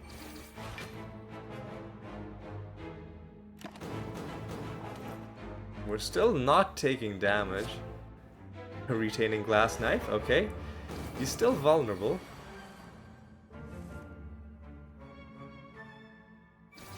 And I killed him, and I guess I was vindicated somehow in that really bad turn that I played. I know that I just got bailed out. Indeed, good luck. Ooh, and a second Eviscerate is a game changer. Because now all of a sudden multiple Eviscerates are cycling into our hand, and they are all gonna be 0 cost because of our draw discard. I'm like, should I just upgrade the second Eviscerate? But there's other things that I need. Ultimately, I'm like, no. Just this is gonna be our main way of doing damage. Let's just go all in. And I'm like, I'm not paying 381 gold for Red Mask. And I was like, do I want to fight another elite? Am I feeling confident? I guess I am. Oh, and it's this guy again. It's this Joker again. Let me see how we are for time. We are about 14 minutes away from the end of the run. 14 minutes from the end. So there's still a considerable distance to go. First, we gotta get through this elite. Just do a Wraith form, you have the energy to play it. Do the double Eviscerate. Because you can cycle them back, and then they'll do even more damage then. Now you gotta do some acrobatics.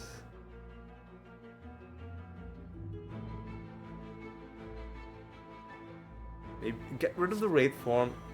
I guess maybe I want to retain Wraith form. Maybe use the Madness, see what it hits. It hits a finisher. Maybe just play the finisher. I'm like, I don't like what I'm drawing next. So maybe I just let that draw come in naturally. And then retain the acrobatics.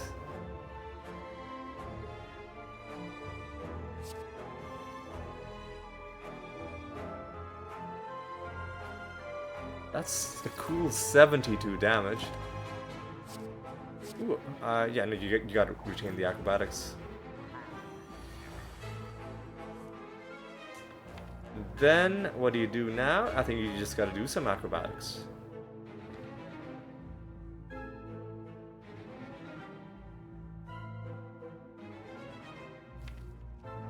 You gotta do it, man.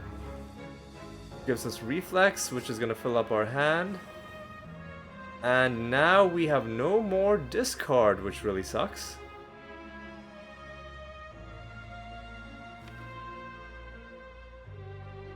We can, yeah. The end of the line for this particular turn. Very sad turn. We made him weak, because, like, maybe we can get some value out of Heel Hook. But we keep our Tactician. Alright. The finisher is free, but it's 0, I mean, I could just play it, and it'll count as an attack for the next finisher. But there are better things you can do. I would start with Acrobatics Tactician.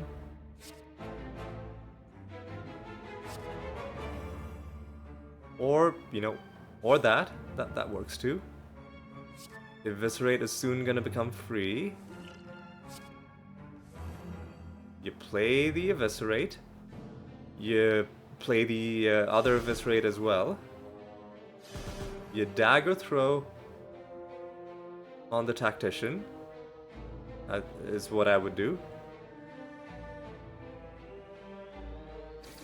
I'm just playing it because I'm like, maybe it'll cycle back. But he's just dead. We took no damage, and we get Incense Burner. Honestly, really nice. So we're just gonna be intangible for the entire fight. And then we come into this shop. What do we have in this shop? We have... like, this was what I was dreaming about. I know I put this in the thumbnail, and then I've kind of been tactically avoiding talking about it. But Nightmare is obvious. It's a guaranteed pickup. Even though you have 2 Wraith forms, you can never have enough Wraith forms. You can never have enough Wraith forms. Just do it. You gotta just get the Nightmare. Maybe you don't need to upgrade it, right? Especially against the Time Eater, it's not that valuable. I'm like, okay, what do we do? One thing I would do is I would check to see what the Orrery cards are, and if they're not good, then just don't bother buying it. Cheese the game. I'm not above cheesing the game on high ascensions.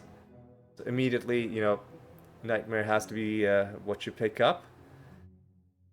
Pair also is pretty good. What would I remove? Probably the heel hooks. That's not really part of my long-term strategy.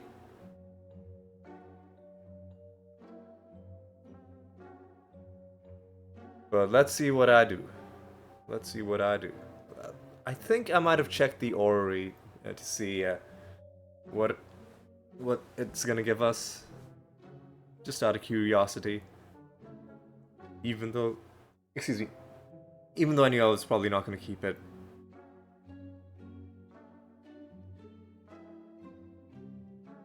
I'm thinking long and hard about what I want to remove. Probably a heel hook. Or even the leg sweep? Alright. Why did I get rid of that? I guess because I'm thinking maybe I can play a heel hook if I really need to make space. And now I'm seeing what's in these cards. There's Prepared, there's Calculated Gamble, which isn't a bad thing. It's upgraded. It can instantly make your Eviscerates free. Corpse Explosion finally shows up again for a non-poison build, right on cue. But I'm like, these cards aren't great. I'm gonna take a do-over on that. I will not buy Orrery, instead I will buy the other things. Pair is pretty good. Obviously, you get Nightmare. Ooh, and is that a different card? Because I thought last time when we bought Nightmare, maybe that's a way to cheese the game. Because didn't it turn into, like, Piercing Whale or something? Maybe that's a way to cheese the game. Anyway. So already we are pretty low on money. But we've bought some pretty good stuff. Gambling chip, you know, I glossed over it, but with Gambling Chip, we are pretty much set on turn 1, because we're drawing 9 cards, and then we're getting rid of as many of them as we want, and here's the beauty of it.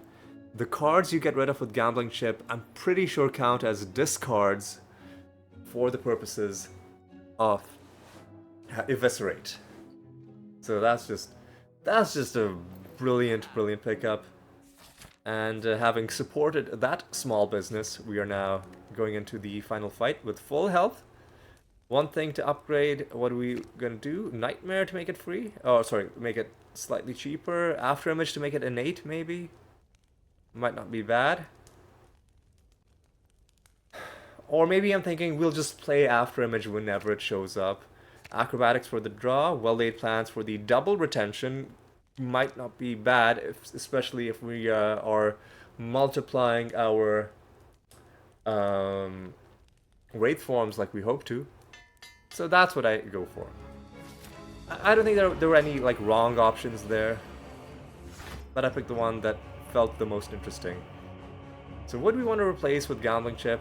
Things that we are not going to play on turn 1. We would like to play Terror as soon as possible. Deadly Poison is just irrelevant.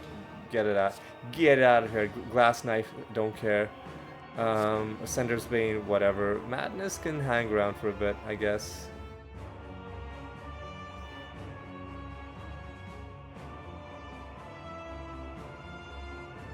And then we get rid of Wraith Form and Finisher, okay. And obviously Heal Back. And then everything else, I'm like, we'll keep it. So we get the Eviscerate. As you can see, it's already free. I drink both my potions. You gotta apply the Terror before you Eviscerate him. That's one card played. Play the Madness, make something free, maybe.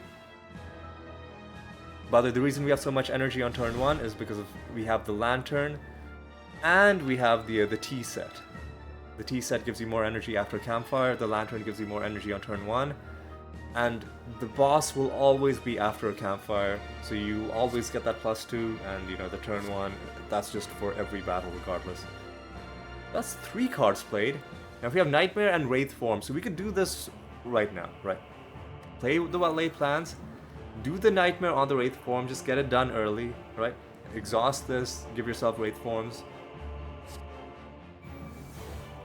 And then maybe even play the Wraith Form. I was like, After Image Wraith Form is probably a good play.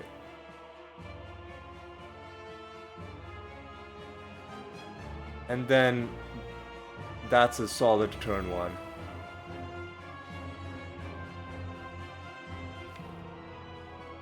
Part of me is hoping, what if Madness hits Wraith Form? That could be pretty good. Or do we just eat this turn 1 damage, see what we can do? Because we're going to be getting Wraith Form next turn anyway. I was like, I'll play the... I should have just exhausted the Piercing Whale. Again, this is something in hindsight that I'm realizing. I think what I'm trying to do is I'm trying to play all 12 cards on this turn. That's the only explanation. I'm like, okay, just hit him with the Eviscerate and end the turn. And then next turn you will guaranteed be able to play Wraith Form. Maybe that's what I'm thinking, right? Like just do damage on turn 1. So I retain Wraith Form. But I know I'm going to be getting Wraith Forms next turn, so maybe I retain the Tactician and the Prepared? Or the Dagger Throw? Alright. So we're down to 62 health, but look at all of these Wraith forms, man. Now we can do a bit of this action, get rid of our Tactician, get some energy. We can get rid of one of the Wraith forms if we wanted to. See what we draw with the free dagger throw. Get rid of a Wraith form because we don't need it. Hit him with the Eviscerate.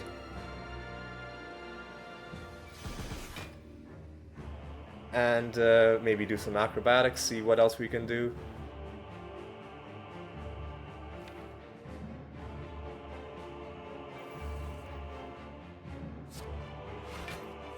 There is another Eviscerate.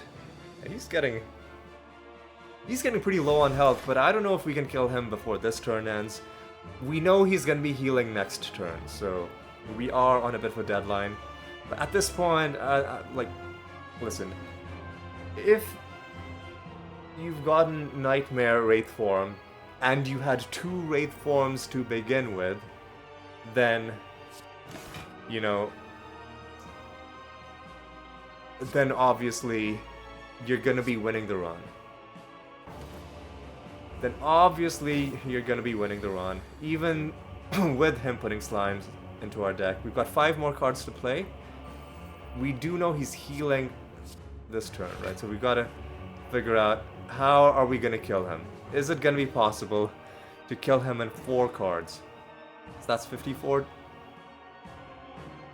That's 57 damage. That's another 57 damage. That's 24 damage. And he's fucking dead. Alright, boys. It was a good run.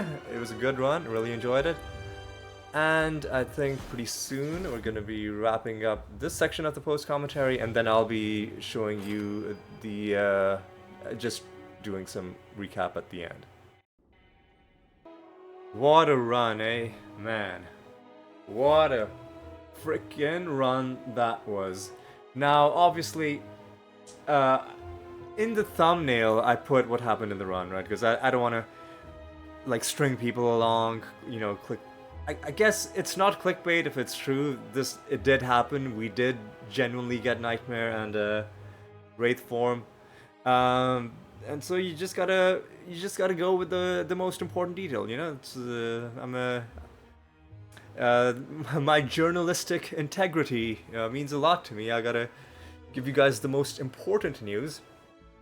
So, obviously, right, with Wraith form, Nightmare, and not just Wraith form, but we had 2 Wraith forms even before we picked up the Nightmare, right? You can't, it's not physically possible for you to lose after that, right? Unless you're trying to lose. So that was a good run. Oh, I just realized I never pulled up the run screen, so just give me a moment to get that up for you guys. Right.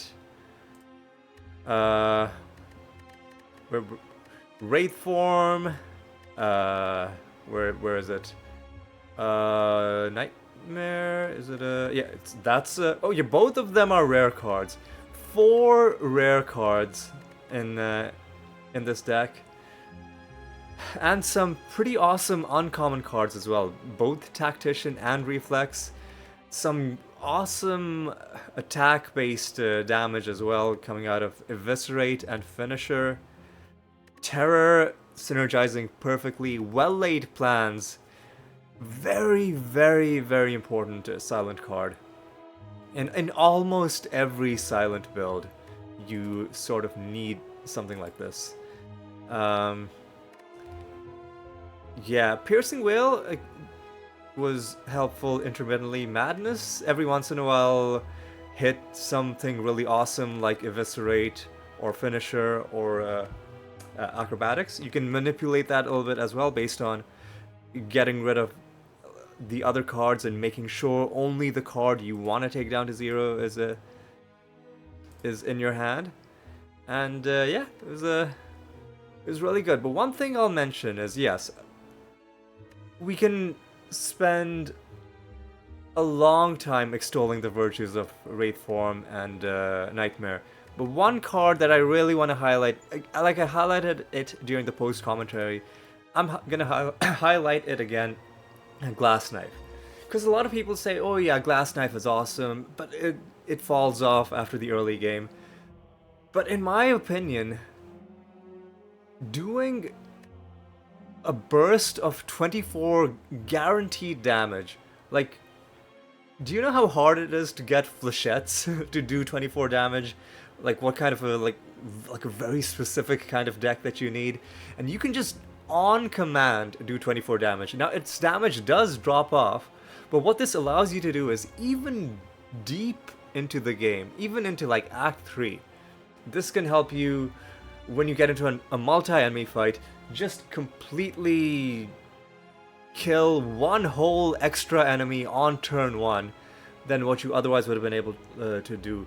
And if you're doing that fight after fight after fight, this one card is saving you so much damage that you're able to get into maybe one, maybe even 2 extra elite fights per floor with this card in your deck.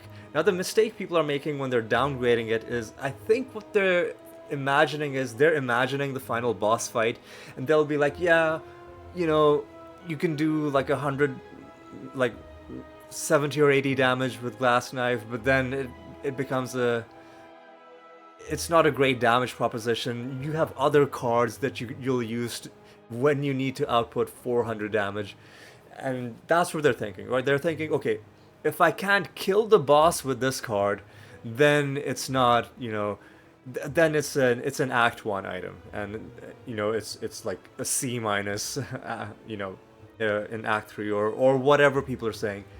But that's not the way you look at it. You look at it as a card that, because it's so useful in every other fight, it helps you get more out of the rest of the floor. And it's true. Let's even say that by the time you get to the Act 3 boss, it's essentially like a curse in your deck. It's a dead draw. You're almost never going to play it because you have other ways, other things that you need to do to bring the boss down.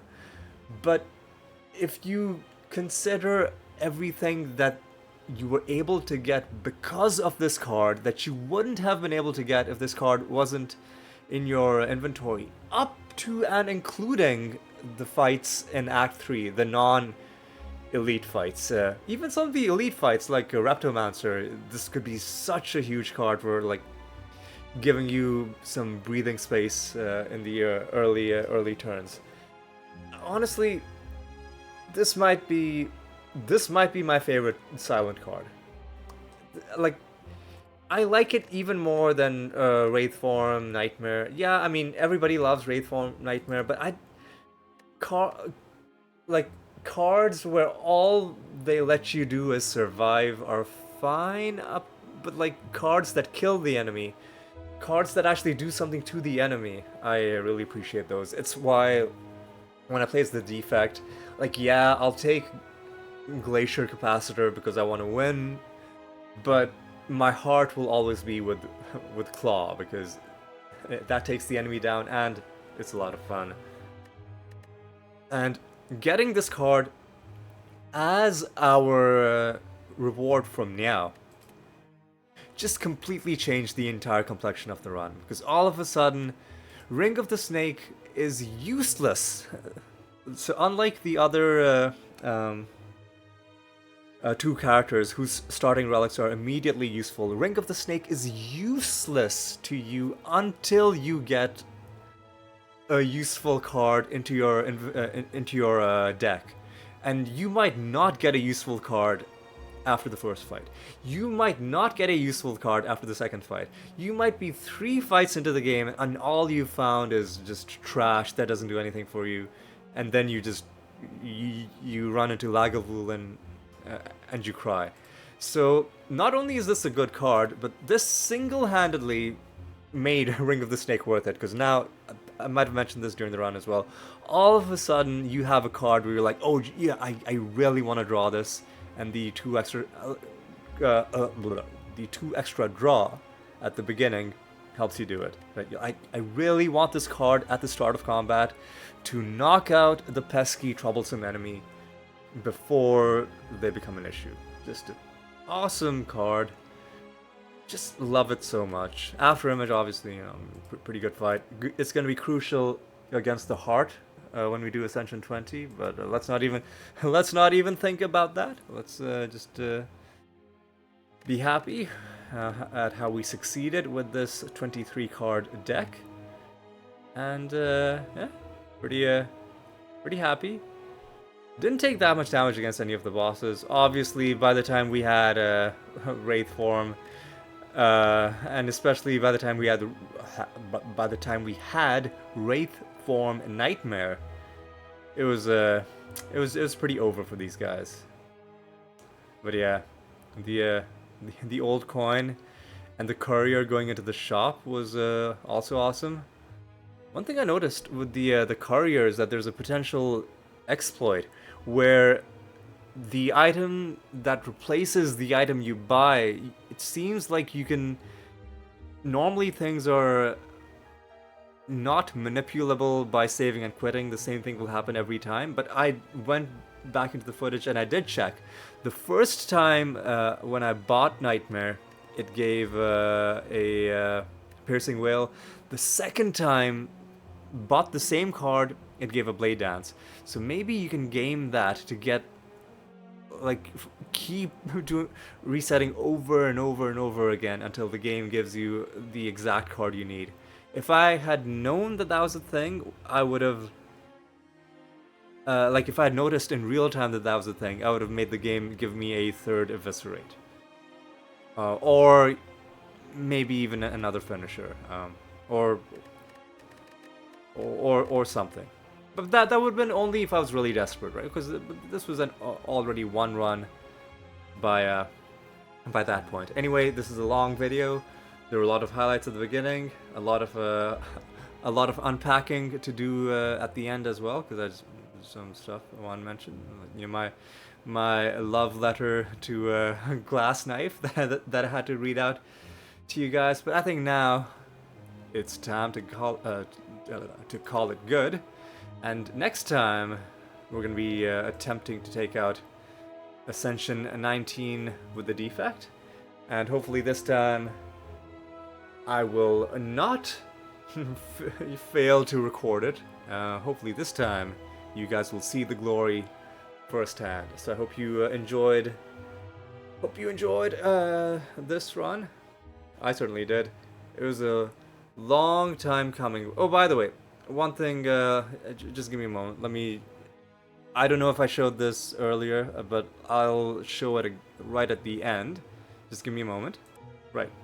Right, so this was our run with the Silent. Look at how many runs I had. How many failures I had. And look at how many of them went past Act 1 before dying. This one against the Time Eater was so fucking stupid, dude. I hate this guy so much, man. We had Shuriken, but we just... it was so dumb, dude. It was so dumb.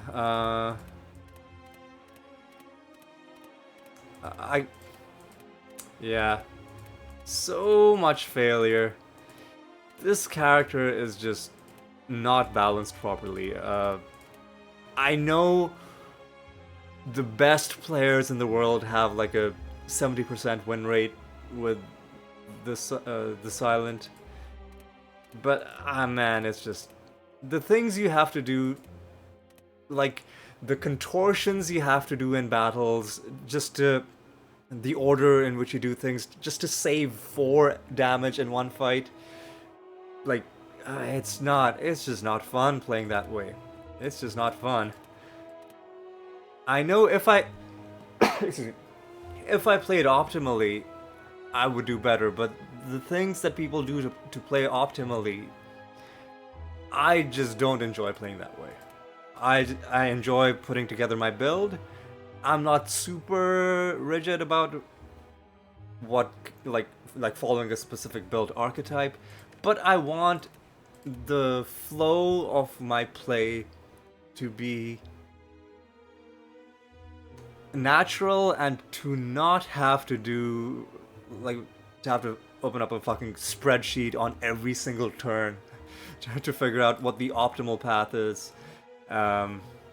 Because it's like playing the Watcher all over again, right? Because with the Watcher you have to have the enemy patterns memorized, but with the Watcher you're ending battles in 3-4 turns, right? So it's with the Silent you have to have these patterns in your mind for a battle that might last fucking 8 turns, and every single time you have to be like, oh, okay, now this enemy is not going to do this thing 3 times in a row, so I can afford to do this, and this, it saves me 4 damage if I do it this way. It's just not...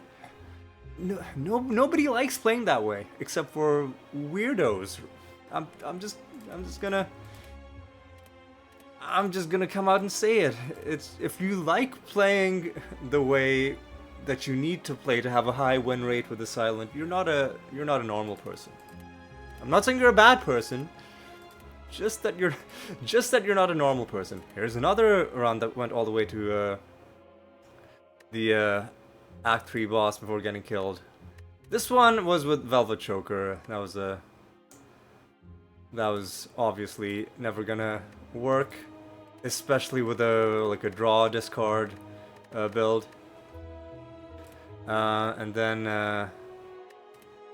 yeah, and then we go all the way back to the Ironclad. So yeah, that was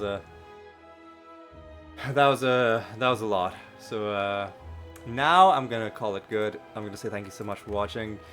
Hope you had a good time, and hope you are as stoked as I am about Ascension 20. But I'm gonna take a bit of a break. Actually, no. What am I saying? I guess I've already given it away. How my Defect run on Ascension 19 went. But before the series gets to Ascension 20, we need to get through Ascension 19 with the Defect. So hope you're excited to see how that run went. And until then, take care.